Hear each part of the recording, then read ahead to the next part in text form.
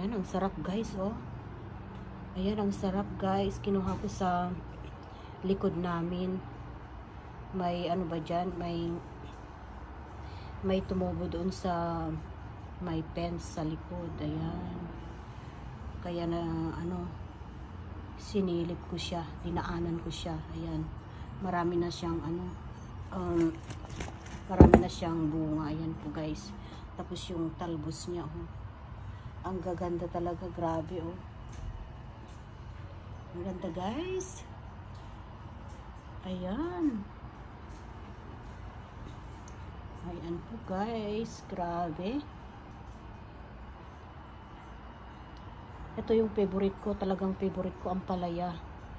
Sino ba sa inyo ang may gusto ng ampalaya? Ako talagang ano, favorite ko ang ampalaya. Kaya lulutuin ko siya ng ano to. Puro lang. Puro pakbet ito. Grabe. Sarap. Ayan. At lagyan ko ng maraming kamatis itong bunga. Ayan po guys. Grabe. Ang gaganda, oh.